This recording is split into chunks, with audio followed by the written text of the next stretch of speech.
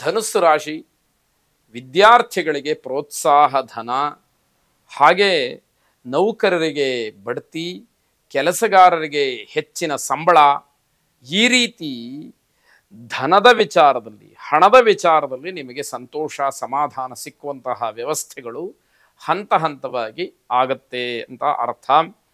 ತುಂಬ ಮಾತು ತೂಕವಾಗಿರಬೇಕು, ಇಲ್ಲದೇ ಇದ್ದರೆ ನೀವು ಬಹಳ ನಿಕೃಷ್ಟವಾದಂತಹ ಒಂದು ಆರೈಕೆಗೆ ಒಳಗಾಗ್ತೀವಿ. ಅದರ ಅರ್ಥ ಜನ ನಿಮ್ಮನ್ನು ನೋಡುವಾಗ ಬಹಳ ತುಚ್ಛವಾಗಿ ಕಾಣ್ತಾರೆ, ಮಾತಿನ ಮೇಲೆ ಹಿಡ್ತಾ ಇಲ್ಲ, ಮಾತು ಭದ್ರ ಇಲ್ಲ, ಮಾತು ಶುದ್ಧ ಇಲ್ಲ.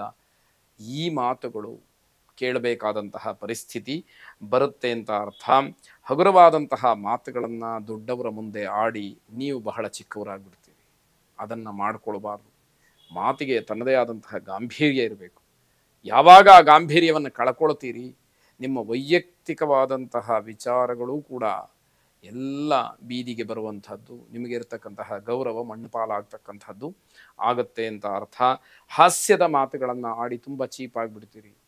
ನಾವು ಆಡ್ತಕ್ಕಂತಹ ಮಾತು ಹಾಸ್ಯಮಯವಾಗಿರಬೇಕೇ ಹೊರತು ಹಾಸ್ಯಾಸ್ಪದವಾಗಬಾರ್ದು. ಆ ವ್ಯತ್ಯಯಗಳನ್ನು ತಿಳಿದಲೇ ಮಾತಾಡಿದರೆ ಅದು ಆತ್ಮಗೌರವಕ್ಕೆ ಇರತಕ್ಕಂತಹ ಮರ್ಯಾದೆಗೆ ಧಕ್ಕೆ ಅಂತ ಹೇಳಿ ಭಾವಿಸ್ಬೇಕಾಗತ್ತೆ.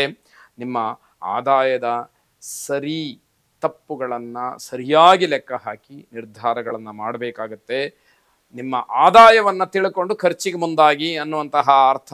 ಆದಾಯ 0 ಆಗಿಬಿಟ್ಟು ಶೂನ್ಯವಾಗಿಬಿಟ್ಟು ಖರ್ಚು ಜಾಸ್ತಿ ಆಗ್ತಾ ಹೋದರೆ ಮುಂದಿನ ದಿನಮಾನದ ಪರಿಸ್ಥಿತಿ ಏನು, ನಿಮ್ಮ ವ್ಯವಹಾರದ ಗತಿ ಏನು ಅನ್ನೋದು ಪ್ರಶ್ನೆಯಾಗತ್ತೆ. ಇಂದ್ರಾಣಿ ದೇವಿಯನ್ನು ಪ್ರಾರ್ಥನೆ ಮಾಡಿ ಶುಭವಾಗಿ. ಮಕರ ರಾಶಿ, ನಿಮ್ಮ ಸಹೋದ್ಯೋಗಿಗಳು, ನಿಮ್ಮ ಮಿತ್ರರು, ಬಂಧುಗಳು ನಿಮ್ಮ ಬಗ್ಗೆ ಸಂತೋಷ ಪಡ್ತಾರೆ. ಪರವಾಗಿಲ್ಲಪ್ಪ, ಸಮಾಜದಲ್ಲಿ ಏನೋ ಒಂದು ಸಾಧನೆಯನ್ನು ಮಾಡಿದ್ದಾರೆ ಅನ್ನುವಂತಹ ಭಾವನೆ, ಅನ್ನುವಂತಹ ಮಾತು ನಿಮ್ಮ ಬಗ್ಗೆ ಬರುತ್ತೆ. ಕುಟುಂಬ ಸದಸ್ಯರ ಮತ್ತು ಬಂಧುಗಳ ರಕ್ಷಣೆಯ ಬಗ್ಗೆ ಆಲೋಚನೆಯನ್ನು ಮಾಡಿ. ಅವರೆಲ್ಲರೂ ಕೂಡ ನಿಮ್ಮನ್ನು ಆಶ್ರಯ ಮಾಡಿಕೊಂಡಿರ್ತಾರೆ. ನೀವು ಯಾವ ರೀತಿಯಲ್ಲಿ ಅವರಿಗೆ ರಕ್ಷಣೆ ಕೊಡಬೇಕು ಅನ್ನುವಂಥದ್ದನ್ನು ಗಮನಿಸಬೇಕಾಗತ್ತೆ. ಕೆಲಸದ ವೇಳೆಯಲ್ಲಿ ಆಲಸ್ಯ ಕಾಡುವಂಥದ್ದಿದೆ. ಕೆಲಸ ಮಾಡಬೇಕಾದ್ರೆ ಏನೋ ಸೋಮಾರಿತನ ಅಲ್ಲಿ ಬರುತ್ತೆ, ಆದರೆ ಅದನ್ನು ದೂರ ಮಾಡಬೇಕು. ಇದರಿಂದ ಮರ್ಯಾದೆ ಹೋಗ್ತಕ್ಕಂತಹ ಪ್ರಮೇಯ. ಗಮನಿಸಲಿಲ್ಲ, ಅವಮಾನ ಆಗೇ ಆಗುತ್ತೆ ಅಂತಕ್ಕಂಥದ್ದು.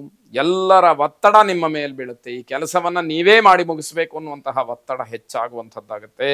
ಕೆಲಸವೂ ಕೂಡ ಹೆಚ್ಚಾಗಿ ದೈಹಿಕವಾಗಿ ಮಾನಸಿಕವಾಗಿ ತುಂಬ ಸುಸ್ತಾಗ್ಬಿಡ್ತೀರಿ. ಮನಸ್ಸು ಕೂಡ ಸೋತು ಹೋಗುವಂತಹ ಸಾಧ್ಯತೆ.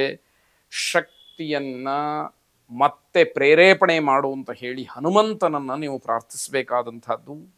ಅಂತಹ ಹನುಮಂತ ನಿಮ್ಮಲ್ಲಿ ಶಕ್ತಿ ಭಕ್ತಿ ಎಲ್ಲವನ್ನೂ ಕೊಟ್ಟು ನಿಮ್ಮ ಜಾಡ್ಯವನ್ನು ದೂರ ಮಾಡಿ ನಿಮ್ಮನ್ನು ಅನುಗ್ರಹ ಮಾಡಲಿ. ಶುಭವಾಗಿ. ಕುಂಭರಾಶಿ, ಈ ದಿವಸ ಯಾವುದೇ ಆತರವಾದಂತಹ ನಿರ್ಧಾರಗಳನ್ನು ಮಾಡಕ್ಕೆ ಹೋಗ್ಬಿಡಿ. ಯಾಕೆ ಅಂತಂದರೆ ಯಾವ ಕ್ಷಣದಲ್ಲಿ ಏನು ಬದಲಾವಣೆ ಆಗುತ್ತೆ ಅನ್ನುವಂಥದ್ದು ಗೊತ್ತಿರೋದಿಲ್ಲ. ನಿಖರವಾಗಿ ಹೇಳಲಿಕ್ಕೂ ಕೂಡ ಕಷ್ಟ ಸಾಧ್ಯವಾದಂತಹ ಪರಿಸ್ಥಿತಿ. ನಿಮ್ಮ ಬಂಧುಗಳಲ್ಲೋ, ಸ್ನೇಹಿತರ ಮನೆಯಲ್ಲೋ, ಸಂಬಂಧಿಕರಲ್ಲೋ ಯಾರೋ ಹಿರಿಯರಿಗೆ ಏನೋ ಸಮಸ್ಯೆ ಆಗ್ತಕ್ಕಂತಹ ಸೂಚನೆ ಇದೆ. ಆ ರೀತಿ ನಡೆದಲ್ಲಿ ಆಗೋದು ಬೇಡ. ನಡೆದಲ್ಲಿ ಅದು ನಿಮ್ಮ ಯೋಜನೆಗಳಿಗೆಲ್ಲ ತೊಂದರೆಯಾಗತ್ತೆ. ಕಷ್ಟಪಟ್ಟು ಮಾಡಿಕೊಂಡಂತಹ ವ್ಯವಸ್ಥೆಗೆಲ್ಲ ಅಡ್ಡಿ ಆಗ್ತಕ್ಕಂಥದ್ದಾಗತ್ತೆ.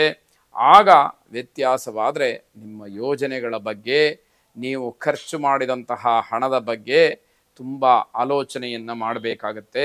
ಅದೆಲ್ಲವೂ ಕೂಡ ನಿಮ್ಮ ಕೆಲಸಕ್ಕೆ ಅಡ್ಡಿಯನ್ನು ತರುತ್ತೆ. ವಿದೇಶದಿಂದ ಇಲ್ಲಿಗೆ ಬರ್ತಕ್ಕಂತಹ ವ್ಯಕ್ತಿಗಳಾಗ್ಬೋದು, ಅಥವಾ ಇಲ್ಲಿಂದ ವಿದೇಶಕ್ಕೆ ಹೊರಟಿರತಕ್ಕಂತಹ ವ್ಯಕ್ತಿಗಳಾಗ್ಬೋದು, ಇದು ಎಲ್ಲರಿಗೂ ಕೂಡ ಅನ್ವಯವಾಗ್ತಕ್ಕಂತಹ ಸಂಗತಿ. ಅದನ್ನು ಗಮನಿಸಬೇಕಾದಂಥದ್ದು. ಮಕ್ಕಳಿಗೆ ಸರಿಯಾದಂತಹ ರೀತಿಯಲ್ಲಿ ಸಮಾಧಾನವನ್ನು ಹೇಳಬೇಕು. ಯಾಕೆ ಅಂತಂದರೆ ಮಕ್ಕಳ ಮನಸ್ಸಿನಲ್ಲಿ ಏನೋ ಬೇರೆ ಪ್ರಭಾವಗಳು ಬೀರಿದರೆ ಅದು ತೊಂದರೆಗೆ ಕಾರಣವಾಗುತ್ತೆ ಅಂತಕ್ಕಂಥದ್ದು. ಈಶ್ವರಾರಾಧನೆಯನ್ನು ಮಾಡಿ. ಶುಭವಾಗಿ. ಕೊನೆಯದಾಗಿ ಮೀನರಾಶಿ, ಈ ದಿವಸ ನಿಮಗೆ ಗೊತ್ತಿಲ್ಲದೆ ಇರತಕ್ಕಂತಹ ಭಯ ನಿಮ್ಮನ್ನು ಹೆಚ್ಚಾಗಿ ಕಾಡುತ್ತೆ. ಮನಸ್ಸಿನಲ್ಲಿ ಏನೋ ಒಂದು ರೀತಿಯ ಭೀತಿ. ಯಾವ ಕೆಲಸ ಮಾಡೋಕ್ಕೆ ಹೋದರೂ ಕೂಡ ಯಾವ ಕ್ಷಣದಲ್ಲಿ ನನಗೇನಾಗ್ಬಿಡುತ್ತೋ, ನನ್ನ ವ್ಯವಹಾರದಲ್ಲಿ ಏನು ನಷ್ಟ ಆಗ್ಬಿಡುತ್ತೋ, ಹೀಗೆ ಭಯದಿಂದನೇ ಹೆಜ್ಜೆಯನ್ನು ಇಡಬೇಕಾದಂತಹ ಪರಿಸ್ಥಿತಿ ನಿಮ್ಮನ್ನು ಪೂರ್ಣವಾಗಿ ಆವರಿಸ್ಕೊಂಡ್ಬಿಡುತ್ತೆ. ಜೊತೆಗೆ ನಿಮ್ಮ ದಿನಚರಿಯೂ ಕೂಡ ಒಂದು ರೀತಿಯಲ್ಲಿ ಅಸ್ತವ್ಯಸ್ತವಾಗುತ್ತೆ. ಯಾವ ಕೆಲಸವನ್ನು ಎಷ್ಟೊತ್ತಿಗೂ ಮಾಡಬೇಕಾಗತ್ತೆ, ಯಾರೋ ನಿಮಗೆ ಗುರುತು ಪರಿಚಯ ಇಲ್ಲದೆ ಇರೋರ ಜೊತೆಯಲ್ಲಿ ಒಂದಷ್ಟು ಸಮಯ ವ್ಯರ್ಥವಾಗುತ್ತೆ.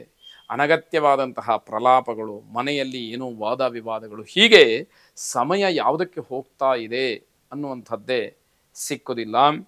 ವ್ಯರ್ಥವಾಗಿ ಓಡಾಡೋದನ್ನು ಕೂಡ ನಿಲ್ಲಿಸಬೇಕಾಗತ್ತೆ. ಇವೆಲ್ಲವೂ ಕೂಡ ನಿಮಗೆ ಪ್ರೇರಕವಾಗುತ್ತೆ, ಇನ್ನು ಹೀಗೆ ಮಾಡಬೇಕು ಅನ್ನುವಂಥದ್ದು. ಆದರೆ ಅದರಿಂದ ಉಪಯೋಗ ಏನು ಅನ್ನುವಂಥದ್ದು ಬೇಕು.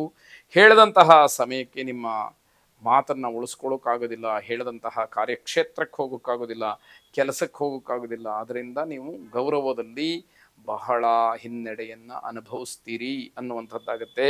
ನಿಮ್ಮದೇ ಆದಂತಹ ವಾದ ವಿವಾದಗಳನ್ನು ಈ ದಿವಸದ ಮಟ್ಟಿಗೆ ನೀವು ಅದನ್ನು ಬಿಟ್ಟುಬಿಡಬೇಕು, ಗೌಣವಾಗಿರಿಸ್ಬಿಡಬೇಕು. ಯಾವುದೇ ಕಾರಣಕ್ಕೂ ವಾದಗಳನ್ನು ಮಾಡಿಕೊಳ್ಬೇಡಿ.